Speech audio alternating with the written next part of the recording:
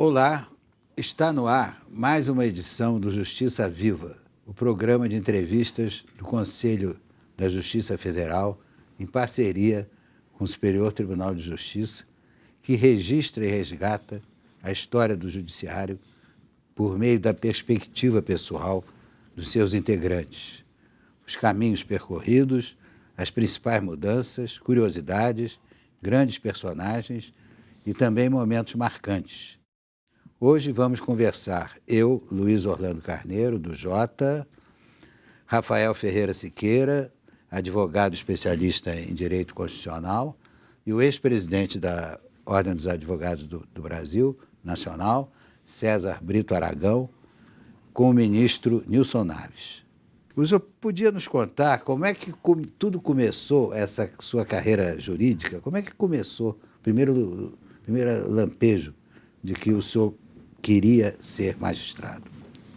Nos meus 16 ou 17 anos, na minha terra natal, Lavras, em Minas Gerais, eu assisti a um júri, parte do júri, e me encantei com a defesa.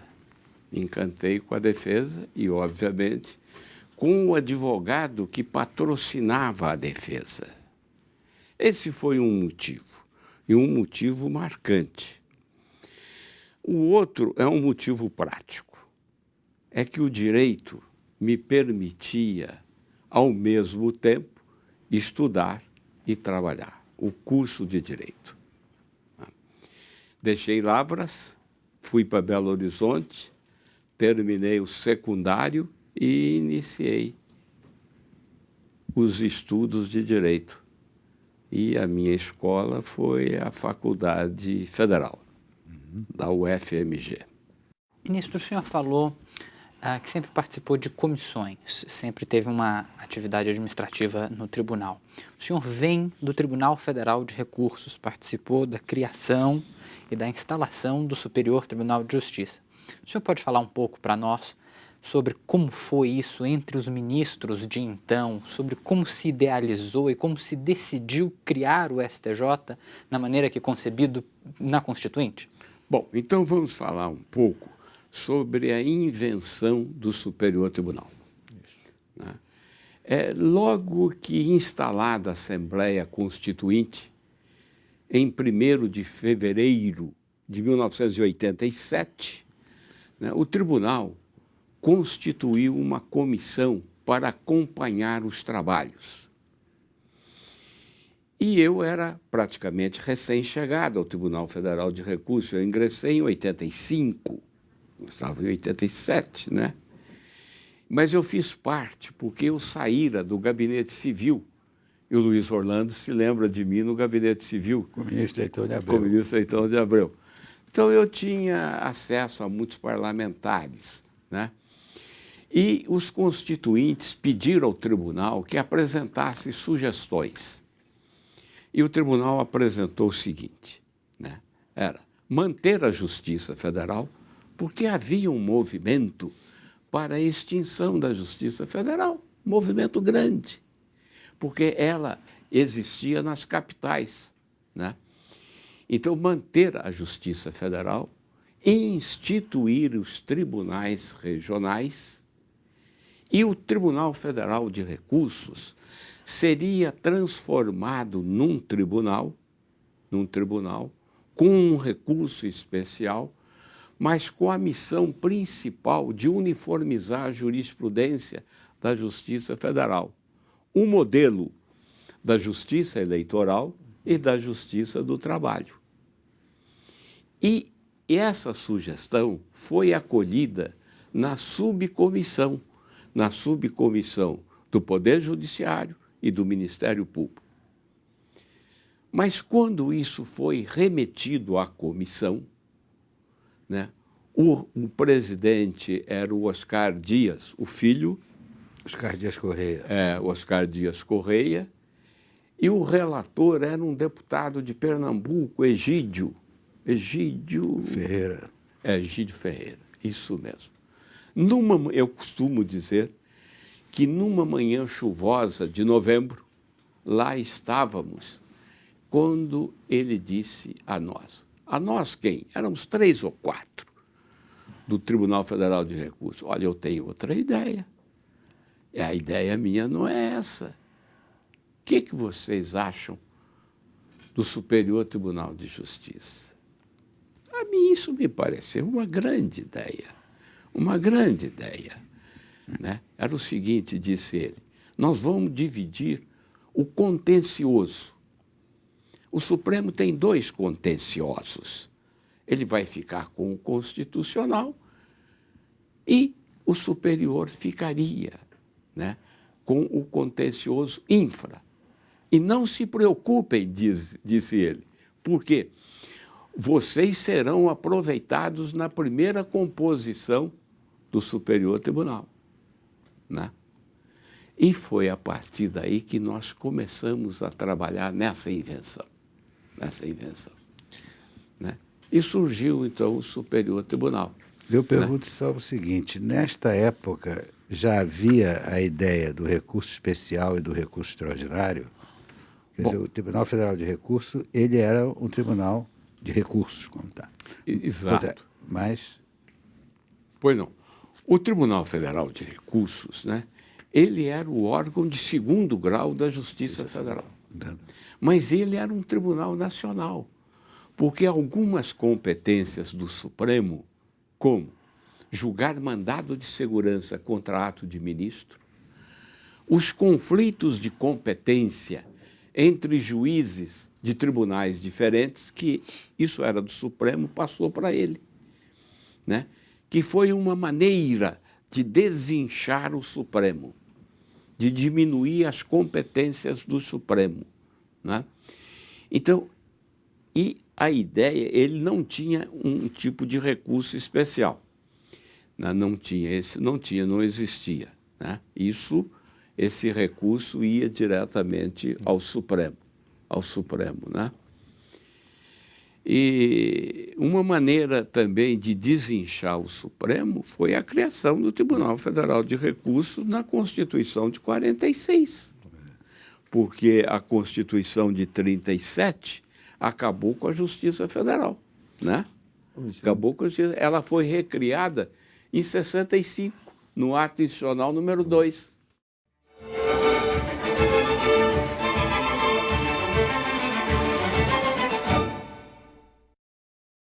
O mundo moderno gira em torno da velocidade da informação que precisa ser segura e confiável. Para atender a estas exigências, o Superior Tribunal de Justiça elabora e disponibiliza 2 publicações diferentes com o objetivo de divulgar a jurisprudência do Tribunal: o Informativo de Jurisprudência e o Jurisprudência em Teses. Para acessar o informativo, basta entrar no site oficial www.stj.jus.br, clicar em Jurisprudência e, em seguida, em Informativo de Jurisprudência. Aqui, você acessa as informações mais recentes sobre súmulas, recursos repetitivos e outros julgados selecionados.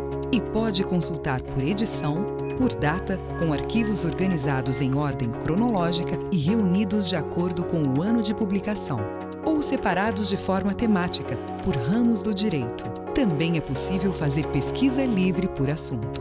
Outra publicação quinzenal do STJ é o Jurisprudência em Teses, um caderno temático elaborado a partir da análise de toda a base de acórdãos e decisões monocráticas do Tribunal, onde você encontra os entendimentos existentes no STJ sobre temas específicos selecionados de acordo com a relevância jurídica. Você pode consultar as teses por edição e separado por ramos do direito, ou fazer uma pesquisa livre por assunto. Fácil, rápido e eficiente. É a busca pela excelência no atendimento a você, cidadão brasileiro. Superior Tribunal de Justiça, o Tribunal da Cidadania.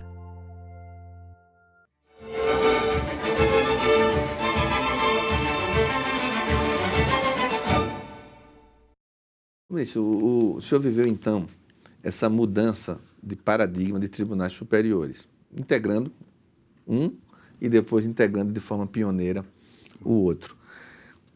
Não foi só a mudança de nomenclatura, mas em termos de nomenclatura, o novo tribunal, quando é criado o STJ, ele passou a ser construído como Tribunal da Cidadania, assim conhecido. Como foi construída essa filosofia do Tribunal da Cidadania e não um tribunal apenas com a nomenclatura STJ? Bom, essa denominação, né, surgiu com Washington Bolívar. O Washington foi praticamente o primeiro presidente, porque o Gueiros era o presidente do Tribunal Federal de Recursos quando nós fomos instalados, né? E ele ficou 2 ou 3 meses ainda na presidência do Superior Tribunal, né? Então, isso aí surgiu com Washington, né? Mas veja bem, o Superior Tribunal, sendo o tribunal da lei federal, e queiramos ou não, a principal lei federal é o Código Civil. E o Código Civil é a Constituição do cidadão, né? Cuidando das coisas mais diretas do cidadão, né? O aluguel, o desquite, né? O cheque, essas coisas, né? Foi aí que surgiu essa ideia, né, do Tribunal da Cidadania. E ficou, né? Em sendo o Tribunal da Cidadania, ele passa a atrair mais a atenção da sociedade. E tanto é que nós temos hoje cada vez mais uma concentração de decisões nos tribunais superiores e no STJ com recurso repetitivo. Eu pergunto, quase 3 décadas depois da criação do STJ, o número de ministros é suficiente ou tem que ser ampliado por sua experiência? Quando começamos a pensar no superior, como ele seria criado, né, pensamos num número divisível por 3. E por que por 3? Porque nós precisávamos de turma de 5. Já que era um tribunal superior, o Supremo julga em 5, o superior também deveria julgar em 5. E precisávamos também dos órgãos de direção, presidente, vice, e como... Depois corregedor. Exato, como criávamos os tribunais regionais, nós precisávamos de um órgão que coordenasse os tribunais regionais. Aí surgiu a ideia do conselho, e aí a ideia do corregedor, não é? Aí pensou-se em 36 e outros números, chegamos a 33. O senhor era o presidente do tribunal quando estava sendo votada a emenda 45. Nós falamos aqui de criação, de papel institucional, jurisdicional do STJ do Supremo. A emenda 45 tentou acertar, ou pelo menos mudar um pouco desses papéis, diminuindo algumas ações que iam para o Supremo e ficaram aqui no STJ, em especial a questão de cooperação internacional fora a extradição. Mas dentro desse papel que o senhor desempenhou como presidente institucional, em diálogo com os demais poderes, como que o senhor viu essa mudança trazida de competência pela emenda 45 e como o senhor viu o fato de que a emenda 45 foi aprovada numa parte? Porque havia uma parte que permitia algo como uma súmula vinculante, uma repercussão geral para os tribunais superiores, não só para o STJ. Como o senhor vê isso? Pois é, eu fui um defensor ferrenho, ardoroso, de que o Superior Tribunal deveria ter estes 2 institutos, né? A repercussão geral, né, e a súmula vinculante, né? E acabamos ficando, né, sem esses 2 institutos. Bom, veio depois o recurso repetitivo, né? E isso, de fato, está ajudando, sim. Ele compra uma função muito aproximada. Né? Tem. Isso mesmo. Se aproxima, né? Se aproxima, sim.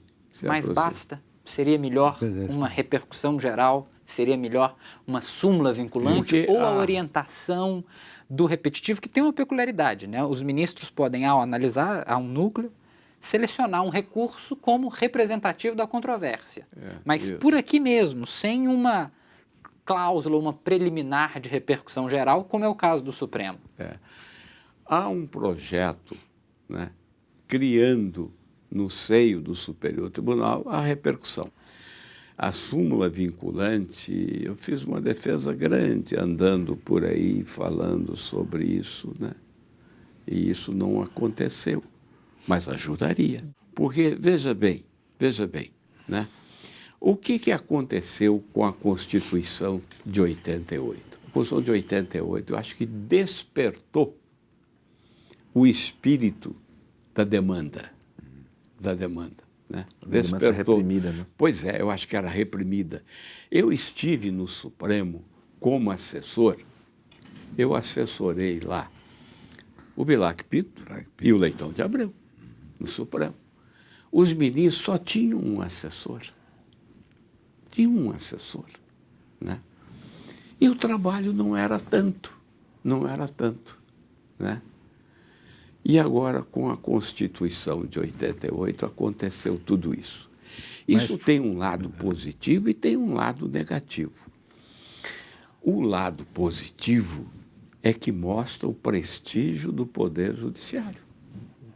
É a procura no Judiciário da solução dos litígios, das demandas, das pendências. Agora, a parte negativa, eu não sei se há mãos e corações para tanto e tantos processos.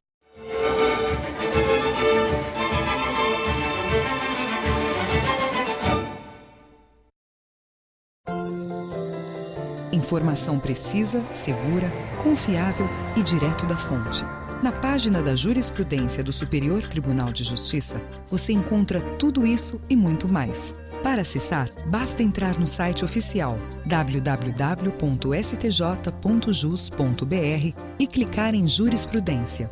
No link Legislação Aplicada, você encontra o entendimento do STJ sobre a aplicação de determinado dispositivo legal. Isso mesmo, aqui estão os dispositivos legais estudados e anotados com a jurisprudência mais recente do Tribunal.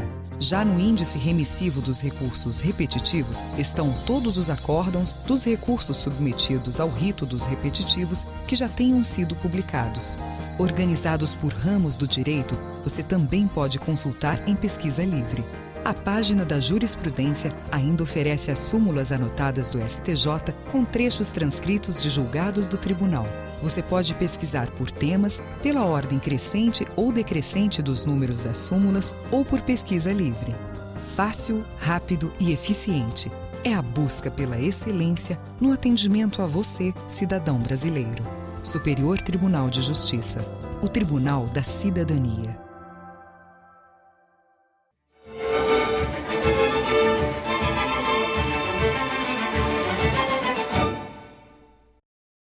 Ministro, o senhor falou um pouco das suas experiências, mesmo antes do tribunal e de alguns julgados do Supremo.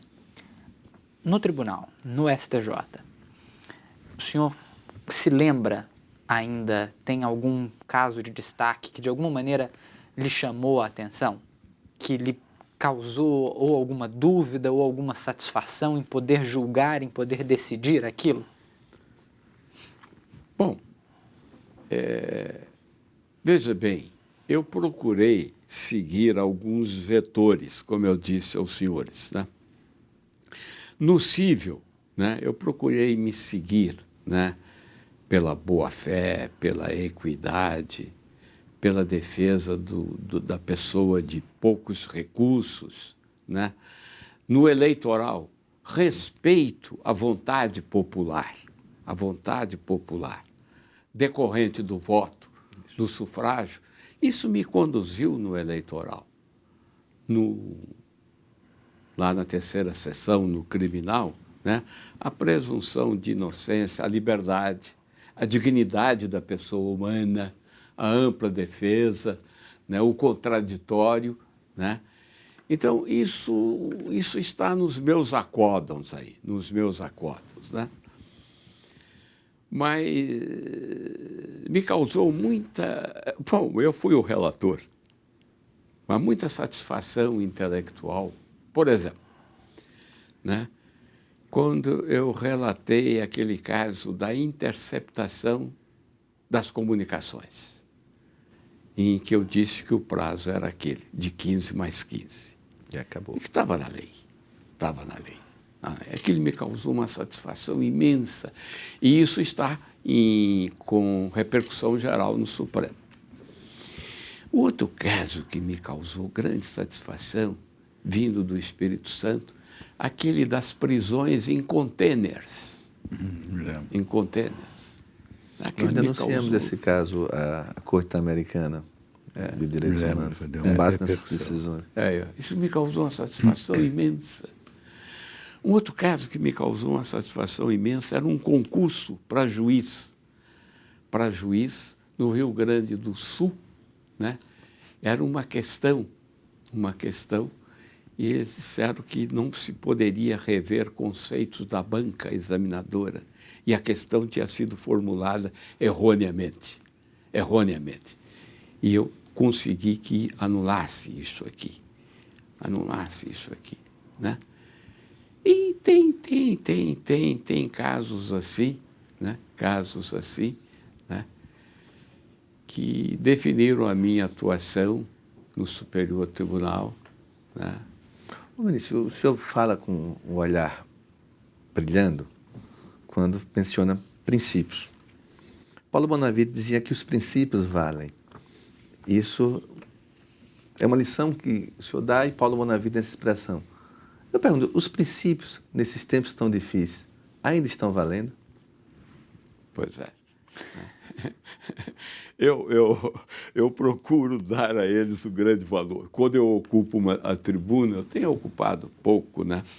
Eu ocupo a tribuna, eu falo, olha, nós temos princípios e regras e princípios. Isso é muito importante. Aqueles princípios que estão lá no início da nossa coisa, princípios fundamentais, dignidade da pessoa humana, isso, mais aquilo, né? Eu acho que a gente tem que brigar por isso. Tem que brigar. Tem que lutar. Por falar em brigar, então, o senhor agora ocupa uma outra função, a de advogado. E é da essência da advocacia essa busca por justiça. Como é brigar agora por justiça do outro lado do balcão na defesa desses princípios? Olha, como é fazê-lo no tribunal que agora o senhor já pode advogar, no próprio Superior Tribunal de Justiça. Como é que o senhor que o presidiu vê o tribunal da banda de cá? Do atendimento ao advogado, do atendimento ao jurisdicionado, do trâmite de processamento de um recurso aqui dentro? Pois é, né? Eu advoguei pouco antes. E depois eu ingressei no Ministério Público. Eu fui no Ministério Público de São Paulo, né? De lá saí para, primeiro, não fui colocado à disposição do Supremo, Gabinete Civil, essas coisas, depois vim para a magistratura, né? E tudo isso assim, né? Mas a advocacia, durante o meu tempo de magistrado, eu fiquei 25 anos, 4 anos no Tribunal Federal de Recursos e 21 anos e alguns dias no Superior Tribunal. Ninguém ficou até hoje mais do que eu no Superior Tribunal de Justiça. Eu confesso aos senhores, se perdi sono, pouquíssimas vezes, né? Eu dava os meus votos, externava as minhas posições, talvez eu tenha ficado mais vencido do que vencedor, brincava com os colegas, ia para casa e dormia tranquilamente. Naquele famoso caso de São Paulo, naquele crime lá de São Paulo, que eu concedi uma liminar para colocar uma das autoras em prisão domiciliar, encontrei com um amigo e disse, ó, lá na minha repartição, nós somos em 50, 48 pessoas queriam apedrejá-lo. Eu disse, olha, eu fui para casa, dormi tranquilamente. Agora, na advocacia, isso anda me tirando o sono. Isso anda me tirando o sono com mais frequência. Está difícil lutar por justiça no Brasil? Com mais frequência. Principalmente nós que nos dedicamos ao direito penal. É o direito penal. É o direito penal. Porque hoje estão querendo criar um segundo sistema. Nós temos um sistema, agora querem criar um outro sistema. Isso é que me preocupa. Quando eu assinei aquela carta dos advogados, né, a revista Veja publicou uma nota de que a minha assinatura, por ter sido presidente da casa, né, não estava sendo bem vista. Eu falei, olha, mas eu não causei surpresa a ninguém. Todos conhecem as posições que eu tinha no Superior Tribunal. Nunca lá censurei ninguém por ter posições diferentes da minha.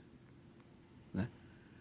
Defendo como ninguém o tribunal e o outro, e o Poder Judiciário. Agora, uma assinatura não é para causar estranheza. Intelectualmente, nós estamos no plano intelectual. Né? É isso. Ministro Nilson Naves, agradecemos a sua participação especial aqui no Justiça Viva, que fica por aqui. Quem quiser pode conferir as entrevistas nas redes sociais do Conselho da Justiça Federal e do Superior Tribunal de Justiça. Futuramente, as entrevistas serão transformadas em pequenos livros. Muito obrigado. Muito obrigado, eu fico muito grato.